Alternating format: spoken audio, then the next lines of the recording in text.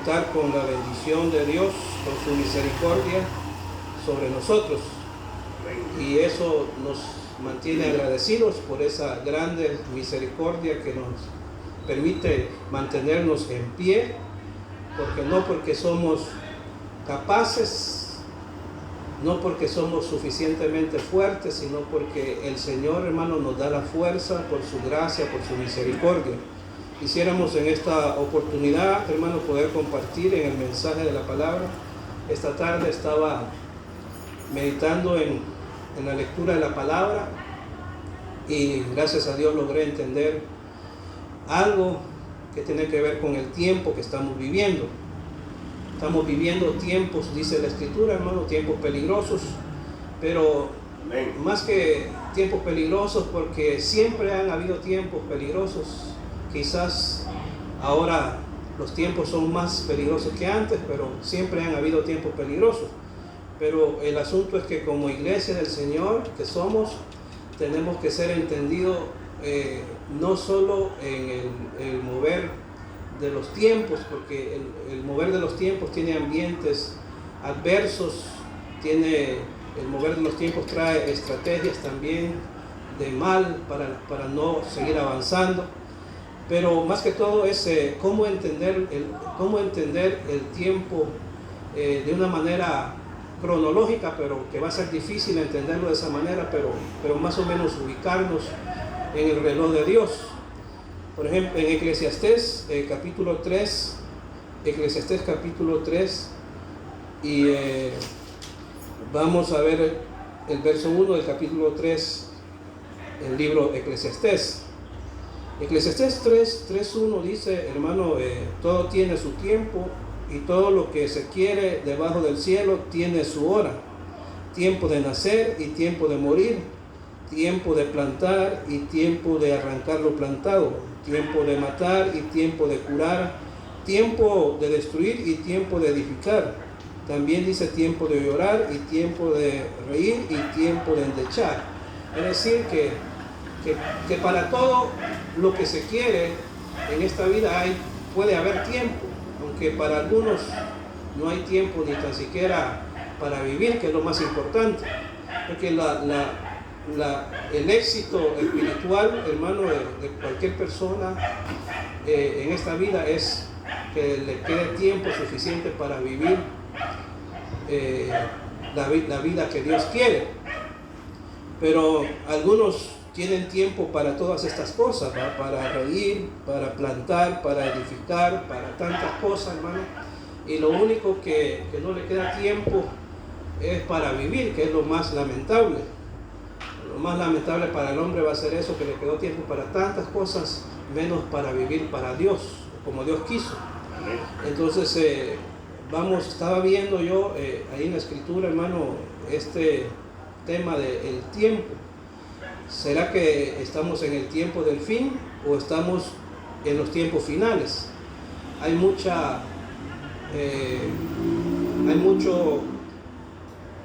mensaje amarillista, mucho mensaje, hermano, para alarmar o para darse a conocer, los que suben mensajes ahí, que son más que todo mensajes alarmistas, hermano, que presumen de saber y de conocer los tiempos, pero no conocen nada, porque para muchos con los acontecimientos últimos toman como que si son tiempos del fin, pero por eso hago la pregunta, ¿estamos en los tiempos del fin o en tiempos finales? Lo que la Biblia a mí me asegura es que estamos en tiempos finales, no en tiempos del fin. Porque si estuviéramos en el tiempo del fin, quiere decir que el fin puede ser de una manera sorpresiva en cualquier momento. Pero el único acontecimiento sorpresivo va a ser la venida de Cristo. Ese no tiene fecha, no tiene día y no tiene hora. Pero de ahí todos los acontecimientos que se están dando en el mundo, alrededor de la iglesia, alrededor del pueblo de Dios, no son acontecimientos que los podemos definir como finales, como un acontecimiento final, pues, porque no estamos viviendo tiempos del fin, estamos viviendo tiempos finales. Entonces, tiempos finales no es un tiempo específico, determinado, pues, porque no es que el total suceso que está aconteciendo es el fin en sí, sino que son acontecimientos que tienen que ver con los tiempos que llevan al fin. Es decir, que cuando la Biblia no habla de tiempo, no habla que la iglesia de los últimos tiempos, no habla de la iglesia del último tiempo. La Biblia lo que menciona es la iglesia de los últimos tiempos. Entonces, como que el tiempo del fin para el mundo o para el tiempo de la iglesia no está bien definido, pues, específicamente en un sentido cronológico, como para medirlo como un reloj, porque no son tiempos del fin, sino son tiempos, o sea, varios tiempos. Por eso como que el libro de Eclesiastés definiera un tiempo para una cosa y un tiempo para otra cosa. Si usted lee ahí, dice tiempo de nacer, tiempo de matar, tiempo de curar, tiempo de llorar, tiempo de reír, como que si definiera que hay un tiempo para una cosa y tiempo para otra cosa. Pero en sí no es que hay un tiempo para esto o para el otro, aunque sí hay tiempo para todo eso, puede haber. Sino lo que está diciendo es que como que si solo hubiera, por ejemplo, si solo hubiera tiempo para reír, entonces ¿cuándo va a llegar el tiempo para llorar? Porque también es necesario llorar, porque no estamos en el cielo. Mientras no estemos en el cielo, va a haber tiempos de llorar, va a haber tiempos de reír también, porque no todo es problemas y dificultades. Pero la idea que nos está transmitiendo el libro de Eclesiastés es que no son dos tiempos, pues. No es que hay un tiempo para esto y un tiempo para otro, porque el tiempo es lineal. El tiempo es lineal, es decir, en un sentido hacia adelante, pues. El tiempo nunca va para atrás, el tiempo siempre va para adelante. Usted ve su reloj y la hora del tiempo que marca el reloj siempre va para adelante, ¿no? La aguja siempre va a circular, entonces el tiempo nunca es para atrás. Tampoco en ese sentido, por eso cuando Eclesiastés habla de un tiempo para esto y un tiempo para otro, no es que son dos tiempos, pues. Como quien dice, hoy vas a reír, mañana vas a llorar, es otro tiempo. No, es el mismo tiempo. No son dos tiempos. Aunque puede ser diferente, lo vivido de hoy puede ser diferente a lo que vamos a vivir mañana. Pero eso no quiere decir que son dos tiempos, es un solo tiempo. El tiempo es uno solo, no son dos. Por eso, como quien dice, la idea que nos da el libro de Eclesiastés para entender es que mientras transcurre el tiempo pueden suceder muchas cosas. Usted mira que las noticias de hoy ya mañana cambian. De un día para otro las noticias están cambiando. Pero tengamos cuidado de qué fuente nos estamos informando, ¿verdad? Porque hay mucha noticia ahora en las redes sociales que ya no son redes sociales, sino son enredos sociales con todas las mentiras que suben, ¿verdad? Las noticias son variables, de un día para otro puede cambiar, pero hay que ver si lo que estamos leyendo es de una fuente verídica, aunque no necesariamente de una fuente oficial, como dicen del gobierno, que sea, pero porque también miento. Pero la idea que quiere dar a entender Eclesiastés es que no son dos tiempos diferentes. Hoy usted estuvo de gozo, mañana puede estar de luto, sí, pero no son dos tiempos, pues, porque es un solo tiempo. Lo que pasa es que mientras transcurre el tiempo, las cosas pueden cambiar. Mientras pasa el tiempo, lo que hoy era, mañana ya no es, pero no son dos tiempos, es un solo tiempo. Por eso que la Biblia registra en el trato de Dios para con su pueblo como que fueran dos tiempos diferentes. pueden ser dos tratos diferentes. O puede ser que como tomamos nosotros el Antiguo Testamento, un tiempo para el pueblo de Dios que vivió bajo ese pacto y otro tiempo para los que van a vivir otro pacto, que es el nuevo pacto en Jesucristo. Pero como que se fueran dos tiempos. Pero en sí no son dos tiempos, es un solo tiempo. Lo que pasa que como cambia todo, parece que fueran dos tiempos. Por ejemplo, la Biblia registra un trato de Dios con un pueblo escogido llamado Israel. Ese es un trato con un pueblo. Pero también la Biblia registra que Dios, antes de tratar con un pueblo llamado Israel, ya había tratado con otro pueblo. Y esa es la parte que queremos entender, para poder entender que no son dos tiempos con un pueblo, uno, y con otro pueblo, otro tiempo. Es un solo. Eso es lo que nos quiere dar a entender Eclesiastés. Por ejemplo, Dios trató con un pueblo escogido llamado Israel, pero antes de tratar con ese pueblo escogido llamado Israel, ya había tratado antes con otro pueblo. A eso es lo que voy. Pero cuando leemos el Antiguo Testamento y no entendemos eso, entonces podemos ser engañados por los que cuestionan y critican la Biblia. Dice, pues ¿cómo es posible que Dios en el Antiguo Testamento, escogió un pueblo y desechó al resto de pueblos que había en la tierra? Como que Dios fue exclusivo para solo escoger un pueblo y desechar a los demás. Yo no creo eso. Yo creo que Dios es justo. Y que si Dios escogió un pueblo, no porque era tan santo como para que dice que este es mejor que los demás. Porque cuando Dios escogió a Israel, Israel no era un pueblo santo. Israel no era un pueblo, hermano, que no tenía costumbres paganas. Sí los tenía, igual que el resto de los pueblos. Por eso es que Dios reclama y le dice, ¿acaso cuando yo te escogí, yo te vi cuando te estabas muriendo en tu propia sangre? Yo te vi que cuando naciste no te limpiaron con agua.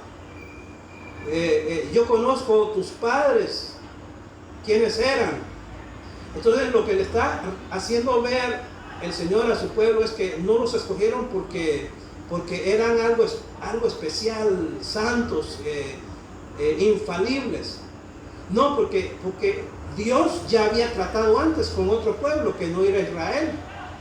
Por ejemplo, antes que Dios escogiera a Israel en los lomos de Abraham, usted sabe que el pueblo judío, Israel, salió de los lomos de Abraham, el padre de la fe. Pero antes que Dios sacara de los lomos de Abraham al que sería su pueblo escogido, ya estaba tratando con otro pueblo antes que ellos. Usted se acuerda, usted ha leído en el libro de Hebreos, donde se habla de Melquisedec, sin padre, sin madre, sin genealogía. Y Melquisedec viene a ser semejante al Hijo de Dios, pero no semejante, fue y es y sigue siendo el mismo. Pero dice que este Melquisedec era rey de quién. ¿Se acuerda? Melquisedec, rey de Salem, ¿va? Sacerdote del Dios Altísimo. Melquisedec no solo era un rey, sino un sacerdote también. Entonces, este rey llamado Melquisedec ministraba un pueblo que no era el pueblo judío. Ministraba un pueblo que no era el pueblo que salió de los lomos de Abraham. Melquisedec ministraba en Canaán. Y usted sabe que Abraham no salió de Canaán, salió de Ur de los Caldeos. Bueno, para ser bien específico y entender, es que ya Dios había tratado con un pueblo antes de escoger a Israel.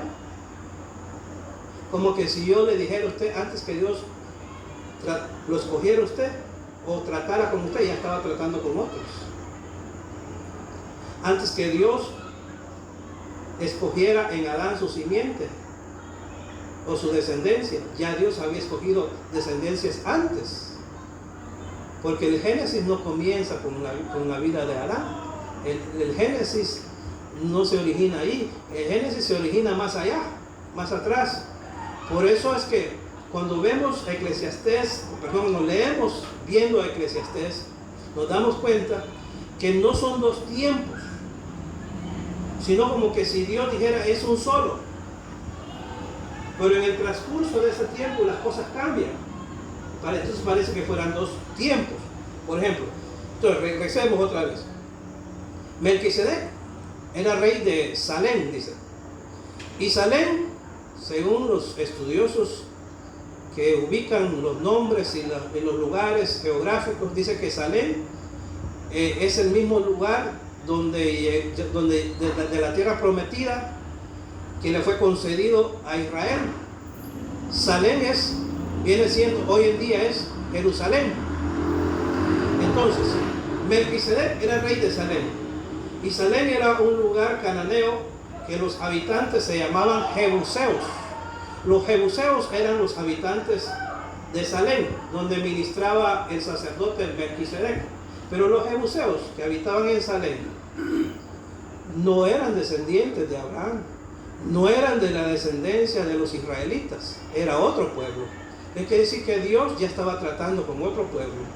Dios ya estaba llamando a un pueblo para ser escogidos por él. Pero como que este pueblo, bajo el sacerdocio de Melquisedec, bajo el reinado, porque también era rey, como que este pueblo no respondió al llamado de Dios. O llegó un tiempo que se volvieron indiferentes al llamado de Dios, indiferentes a la bendición que les había dejado el sacerdote de Dios. Porque en los tiempos de Josué, ¿usted se acuerda? Josué fue el que vino a reemplazar a Moisés. Después de la muerte de Moisés se levantó un líder, Dios levantó a un líder en Israel, se llamaba Josué. Y en los días de Josué, Dios le ordena a Josué que elimine a los jebuseos y a todos los heteos y los feos. Porque en Canaán estaban los jebuseos, los heteos, los amorreos y todos los feos, ¿verdad? Sí.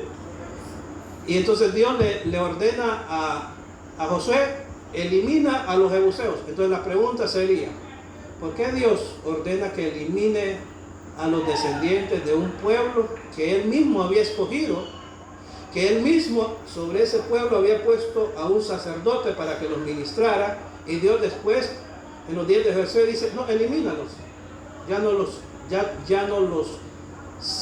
los necesito, ya no los quiero. Entonces, esto quiere decir que había un pueblo antes del pueblo que conocemos bíblicamente como Israel. Entonces Dios ya había escogido uno antes. Por eso es que nadie se crea exclusivo, como que si Dios haya excluido a estos y escogido a estos. No.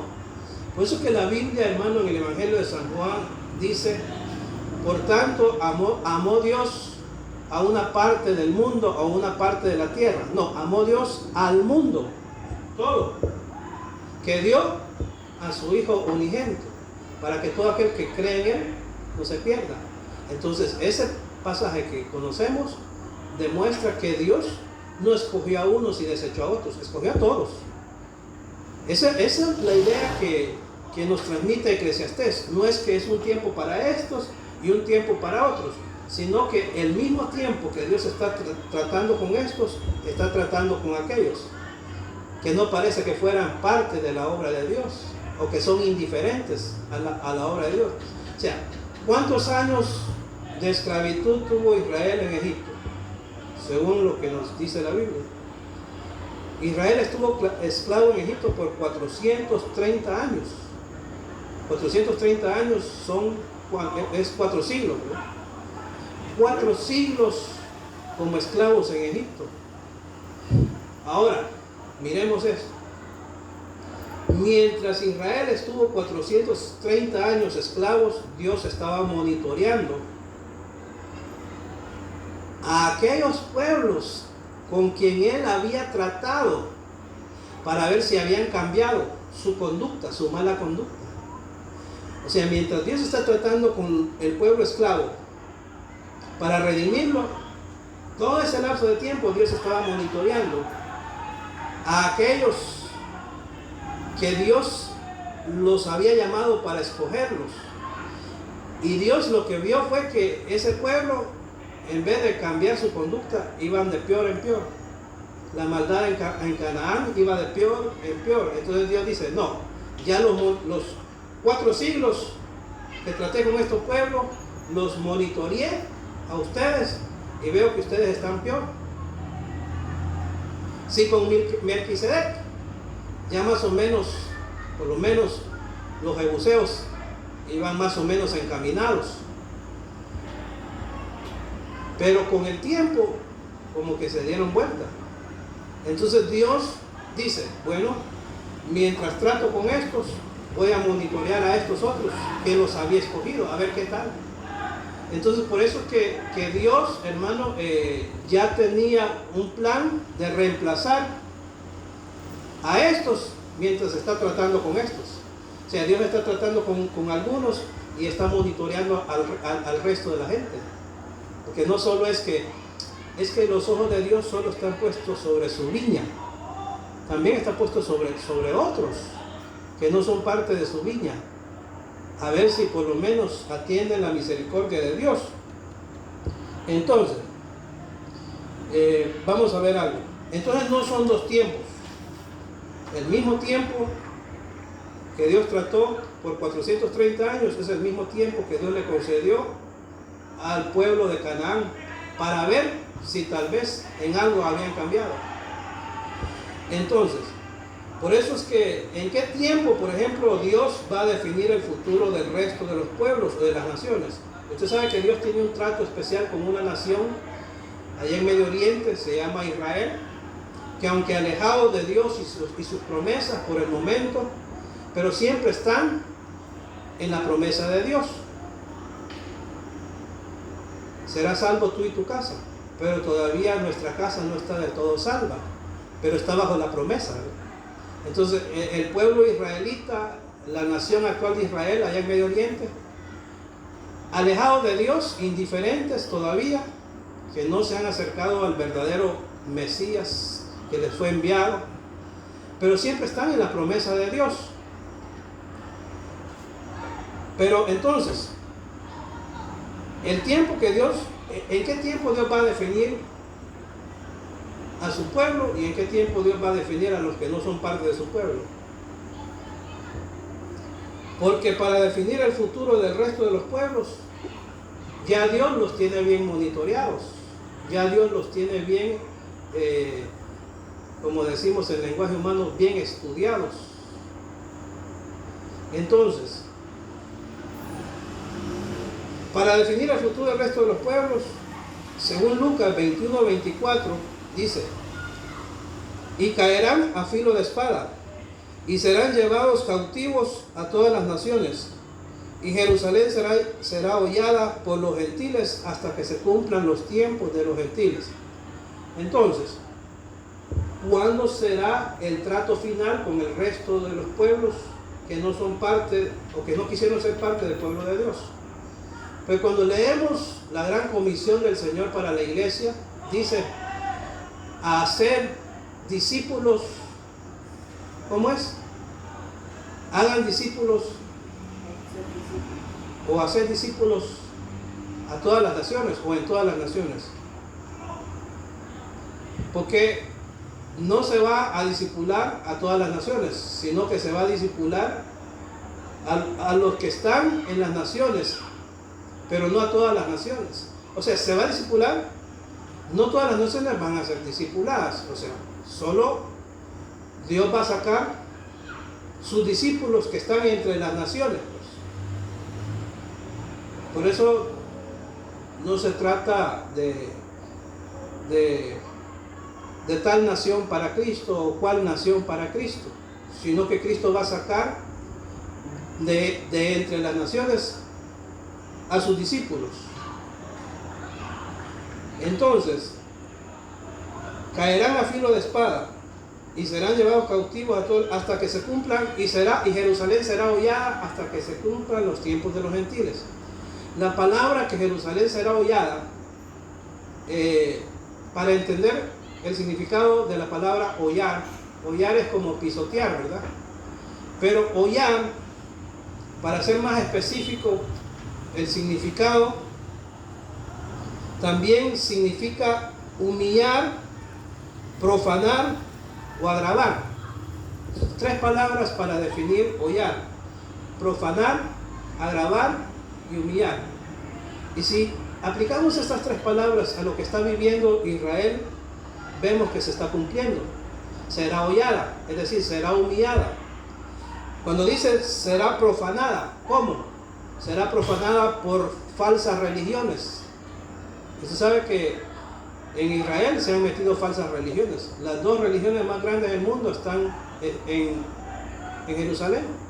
No voy a mencionar los nombres, pues ya se sabe. Entonces, Jerusalén será hollada, es decir, será profanada con falsas religiones. Será también agravada. Será agravada con políticas injustas. Y usted ve que la política internacional con Israel son injustas. Porque la política moderna siempre habla de política diplomática, dice. Pero esa política diplomática es para lograr negociar una paz que nunca llega. Entonces la diplomacia política, hermano, nunca ha solucionado el problema en Israel, en Medio Oriente. Por eso es que cuando se habla de será agravada, es que la política con otros intereses ajenos al pueblo de Dios va a agravar a los judíos. Entonces, eso se está cumpliendo. Pero todo eso de que va a ser profanada, va a ser humillada, va a ser agravada, eso va a seguir hasta que se cumplan los tiempos de los gentiles. Los tiempos de los gentiles es el tiempo que Dios determinó para las naciones extranjeras que van a continuar hollando a Israel hasta que el tiempo de ellos se cumpla.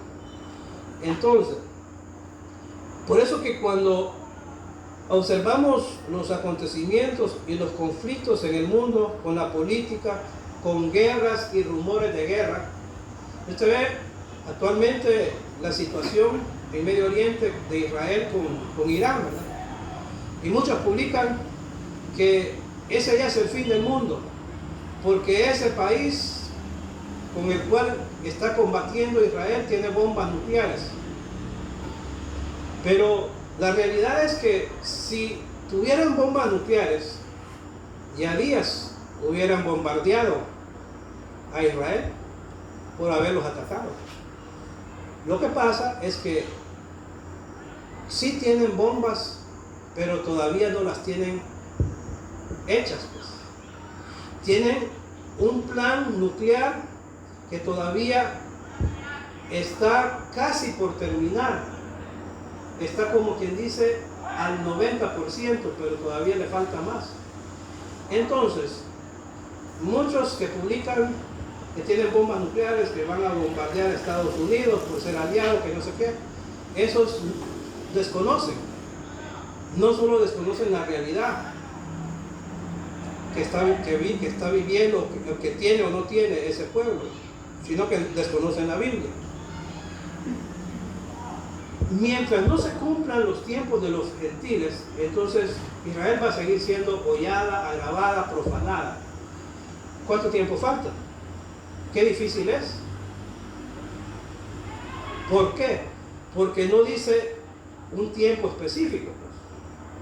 Por eso cuando vemos situaciones como las que estamos viendo en el Medio Oriente, no pensamos, ya estamos ya es el fin, dice, ya viene el fin. No, son tiempos finales, no tiempo, porque una cosa es tiempo del fin y otra cosa son tiempos en plural. Entonces son acontecimientos que van desarrollándose, pues, en escala, en aumento. Esta es una escalada, luego viene otra. Dice que cuando hace algunas décadas atrás, cuando estaba el apóstol Ríos, el ingeniero que construyó el auditorio o el templo de la iglesia de Lin, allá en Guatemala, el ingeniero se acostó a dormir y tuvo un sueño donde Dios le mostraba que un presidente en Estados Unidos le estaba extendiendo la mano a un líder que se estaba levantando en Europa. Y cuando le dio la mano, el líder que se estaba levantando en Europa le jaló con fuerza la mano y le desmembró el brazo de su cuerpo. Y entonces le preguntó al apóstol: hermano, ¿qué significa esto? Y el apóstol Ríos le dice: mira, estos son acontecimientos finales que vienen. Y luego él explicó en un estudio que en el tiempo de él, el presidente que estaba en Estados Unidos en el tiempo de él, estaba haciendo alianza con los países de Europa. Y en ese tiempo los países de Europa estaban con un plan de formar un gobierno global, mundial, globalizado, pues. Entonces dice, estos le están dando los brazos al imperio que se está levantando en Europa, pero estos van a perder el poder por haberse hecho aliados con los hijos del diablo. Por eso es que el peor enemigo de la iglesia no es en sí el diablo. El peor enemigo de la iglesia es los que traicionan el cuerpo de Cristo, que se hacen amigos de los que han sido enemigos de la obra de Dios. ¿Usted sabe quiénes han sido los enemigos de la obra de Dios? El diablo tiene movimientos religiosos que han sido enemigos de la obra de Dios. Y el que se hace amigo de ellos, se hace enemigo de Dios. Así de fácil. Entonces, veamos esto. Hace, por ejemplo, ¿qué tiempos estamos observando nosotros en los acontecimientos? No estamos observando un tiempo específico que nos haga creer o pensar que ya es el fin. Repito de nuevo, porque no es un tiempo para esto y un tiempo para aquello, sino que como el tiempo, hermano, transcurre el tiempo, y mientras el tiempo avanza, uno se hace viejo. Y mientras el tiempo avanza, uno puede ser bueno hoy y mañana puede ser malo. Y mientras el tiempo avanza, alguien puede ser fiel y luego terminar siendo infiel. Pero no son dos tiempos, es un solo. Lo que pasa es que si en el tiempo que transcurre nosotros nos alineamos con Dios, siempre vamos a estar alineados. No va a haber ningún cambio. Por eso dice un dicho que el hombre es el único que tropieza dos veces con la misma piedra. Nunca hubiera tropezado, porque no había un tiempo, no debió haber habido un tiempo para estar firme y otro tiempo para tropezar. Lo que pasa es que se descuidó, lo que pasa es que se confió, lo que pasa es que se dejó engañar. Y entonces no son dos tiempos, es uno solo. Por eso es que cuando el Señor lloró por Jerusalén, porque no conoces el día de tu visitación, y lloró amargamente porque no conoces el día de tu visitación. Llegará un tiempo en que esto y esto y esto te va a pasar. No porque es otro tiempo, sino porque si este tiempo lo hubieras entendido, el próximo tiempo que viene ibas a seguir igual. Pero cambiaste. Por eso, hermano, no podemos creernos que somos el pavo real, porque hoy podemos ser pavo real con alas bonitas y mañana estar desplumado. ¿Por qué? Porque los tiempos, no es que los tiempos cambien, no es que son dos tiempos, sino porque es un solo tiempo y no permanecimos como debimos permanecer. Por eso es que vamos a ver algo aquí. Hace algunas décadas los mensajes que predicaban eran referentes a la restauración. ¿Se acuerda? Hace varios años, más de 10 años, más de 15, 20, que se predicaba bastante de la restauración, tiempos de restauración. Pero la iglesia no es que tuvo un tiempo y otro tiempo y otro tiempo para... No, la restauración siempre debió haber estado en la iglesia. ¿O será que hoy estamos restaurados y mañana ya no estamos restaurados porque es otro tiempo? No. La restauración del cristiano siempre debe estar, en todo tiempo. Por eso es que cuando los predicadores dicen que tiempo de restauración, si siempre ha habido tiempo, si la restauración siempre debió estar en la iglesia. Desde los tiempos de la reforma cristiana, desde los tiempos que los reformadores de la doctrina comenzaron reformando la doctrina, ya comienza ahí la restauración de la iglesia. Yo estaba leyendo una publicación hace algunos días que alguien publicó allí que las diferentes iglesias protestantes o las diferentes sectas protestantes, dice, ¿cómo se originaron? Dice, que este líder llamado tal, no va a ser el nombre, comenzó con este grupo, pero luego no le gustó ese grupo y se pasó a hacer su propio grupo. Y luego los que se unieron con él no les gustó esa iglesia y formaron otra iglesia. Pero eso no es así.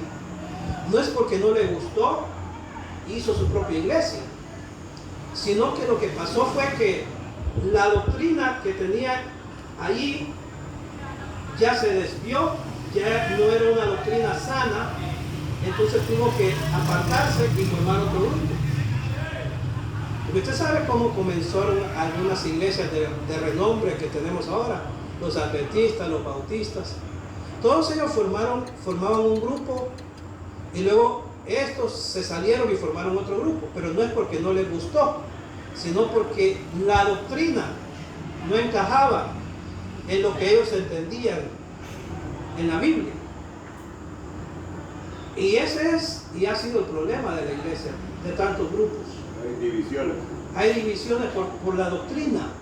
Entonces, cuando ya la doctrina no se corrige, o cuando ya la doctrina no va en aumento con nueva revelación, entonces ya la doctrina queda rezagada y la gente va entendiendo medio la doctrina, o no le entiende nada, y luego, como no tiene una comprensión completa de la doctrina porque nunca crecieron con revelación, entonces tienen una doctrina rezagada, entonces están inconformes y escuchan novedades por allá en internet o por la televisión y ya se van. ¿Por qué?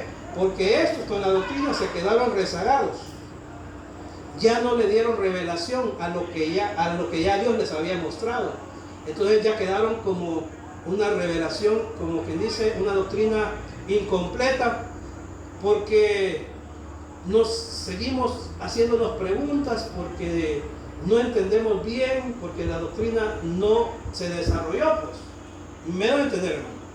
Como cuando uno predica un mensaje, pero una enseñanza, pero no da detalles de lo que enseña. Entonces el pueblo se va como con duda, va. Entonces, pero el hermano no explicó esto, no explicó lo otro. Entonces, cuando la doctrina cae de esa manera, la gente queda como con lagunas en la mente, en el corazón, ¿va? Entonces, por eso que la doctrina se tiene que nutrir bien, tiene que ir en aumento, porque la restauración de la iglesia por allí ya comenzó, pues, con los que tuvieron que reformar la doctrina. Porque lo que se enseñaba no era como lo dice la Biblia, o era incompleto. Por ejemplo, la santidad se entendió de una manera incompleta. Santidad en la forma de vestir, santidad por los adornos que usa la mujer. Y no es que estamos en contra de la vestimenta, porque la Biblia requiere que la mujer vista honestamente, ni estamos en contra de los arreglos tampoco, pero la santidad no está ahí.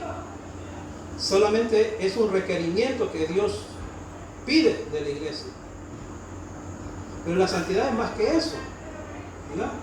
Entonces, cuando la doctrina queda de esa manera, se vuelve el legalismo religioso.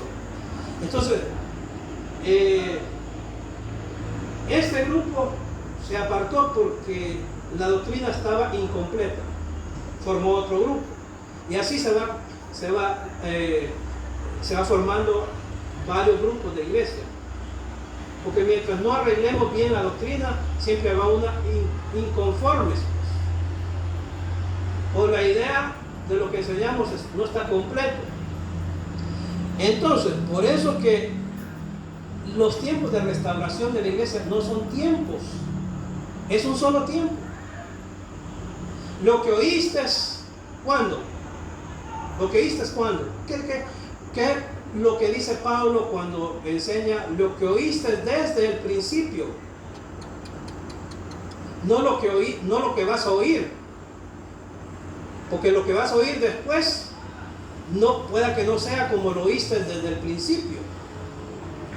¿Se fijan?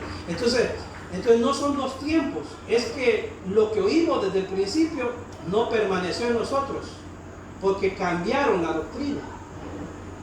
Por eso no es un tiempo de restauración con una doctrina por acá, por allá. No, lo que oíste desde el principio. ¿Qué oíste desde el principio? Que Dios es amor, ¿verdad? Y el que no ama a su hermano, eso es lo que vimos del amor. Se perdió la doctrina del amor. Se perdió la doctrina del amor, porque eso fue lo que vimos desde el principio. Se perdió la doctrina del amor. Ahora menospreciar a un hermano porque anda mal o porque se retiró de la obra es lo más común y corriente. Le llueven mensajes de condenación por internet. Cambiaron la doctrina, porque lo que oíste desde el principio es que siempre debimos haber amado a nuestro hermano, no importa en qué condición esté, no importa si anda en pecado, no importa si se retiró de la iglesia, debemos seguirlo amando. Amén. Pero no lo hacemos. Lo que hacemos es que lo criticamos, lo condenamos. Entonces la doctrina del amor se cambió. Por eso es que cuando Eclesiastés habla de dos tiempos, no son dos, sino que en el próximo tiempo se cambió lo que se tuvo en el tiempo de atrás. Entonces, por eso también dice, usted escuchó que hace muchos años también se predicaba bastante del avivamiento. Somos una iglesia de avivamiento, y todavía lo dicen con orgullo, somos una iglesia, dice, de avivamiento, de restauración. Pero son tiempos, dice, de avivamiento. Pero el avivamiento para la iglesia siempre ha estado, desde que comenzó. ¿Cómo comenzó la iglesia? Con avivamiento. Entonces, ¿qué? ¿Por qué cambió? Debió seguir. Por eso ahora, como no siguió el avivamiento, entonces ahora sí son tiempos, dice, no, siempre debió haber habido tiempos de avivamiento.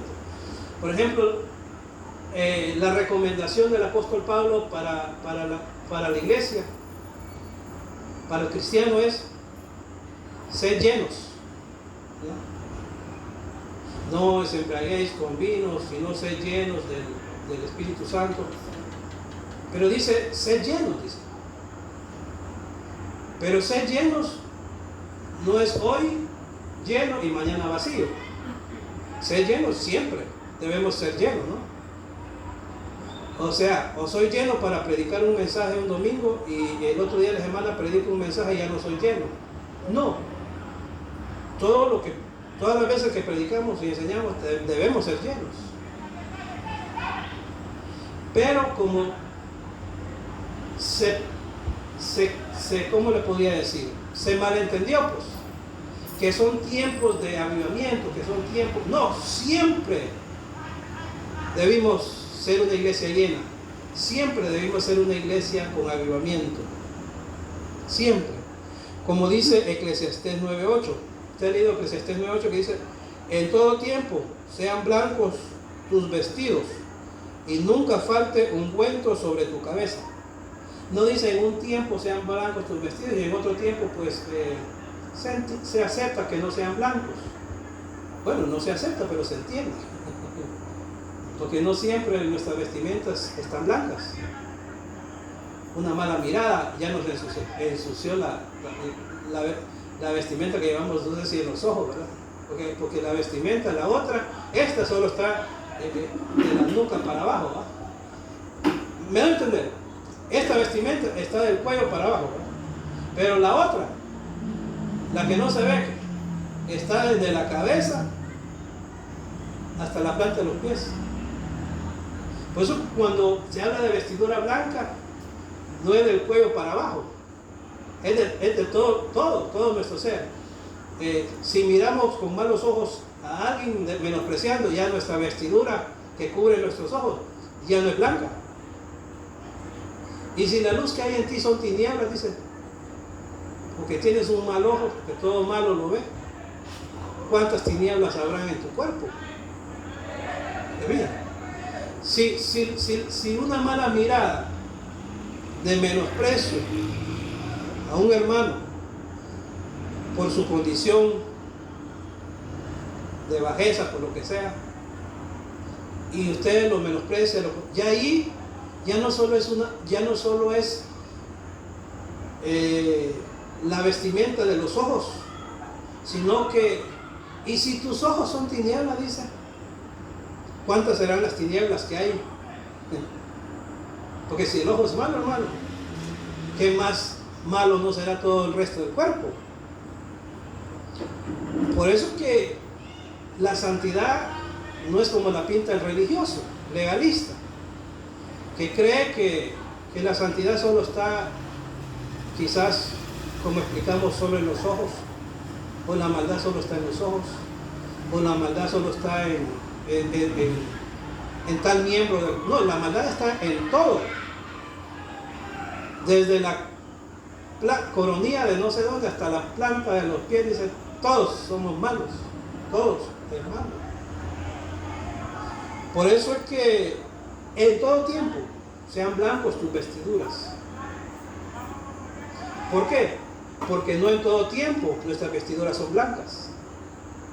Es imposible, hermano, que en todo tiempo usted se permanezca con blancura espiritual. Siempre va a haber un momento que usted no está emblanquecido. Por eso David decía, lávame más y más y más y más de mi pecado. Ese más y más es más, no menos y menos, ¿verdad? Pero el cristiano ahora, no, yo no necesito, yo ya estoy, yo no hago esto, no hago lo otro, no hago aquello, yo estoy completo. Pero dichoso el que tiene un mal, que está luchando con un mal, con un daño, y siempre está pendiente que no está bien. Porque que ya no está luchando con un mal, cree que ya no tiene ninguno, entonces él no necesita expresar lo que dijo David, lávame más y más y más. Solo el cristiano legalista que dice, yo no robo, yo no miento, yo doy mi diezmo, yo ayuno, yo no ando en adulterio. Bueno, entonces tú no necesitas que el Señor te lave más y más y más.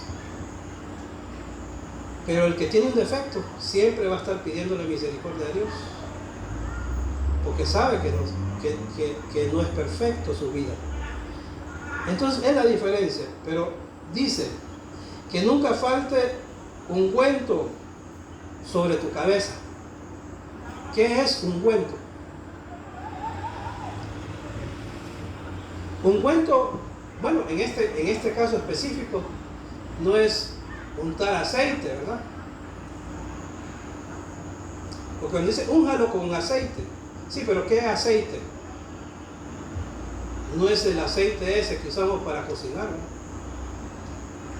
¿no? O el aceite que se usa para masajear el cuerpo, o el aceite que sacan del olivo,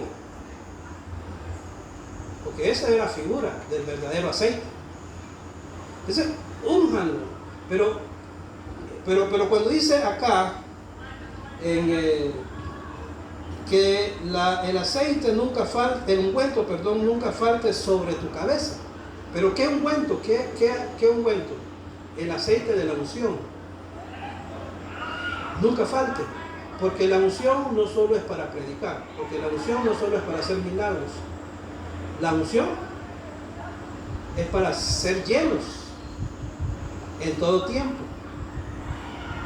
La unción es no solo para predicar, no solo para hacer milagros, lo repito de nuevo. La unción es para que siempre lo tenemos que tener. Porque la unción nos da gracia. para conducirnos, para proceder en todas las cosas de nuestra vida. Entonces, el avivamiento en la iglesia no solo depende de los pastores, ¿verdad?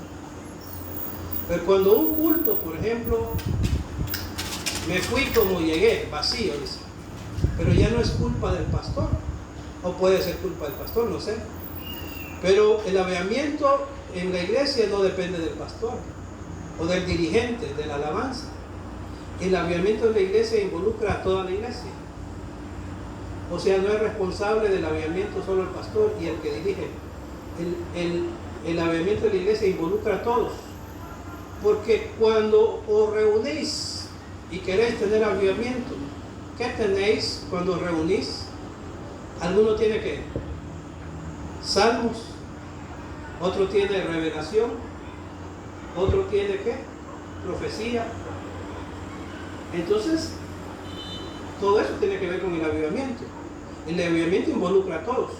El avivamiento no solo lo trae desde el púlpito el pastor, sino los miembros que están ahí tienen que tener algo para avivar la obra de Dios. Profecía, revelación, salmos. Ese es el avivamiento. Por eso es que los que creen que son ellos los que están trayendo el avivamiento se equivocaron. Por eso yo me gozo porque cuando comenzó la misión con el apóstol Ríos, habían dones del Espíritu, ¿verdad? Habían, ¿qué más? Bueno, sobre todo palabras reveladas que nos enseñaron la doctrina. Pero había todo eso.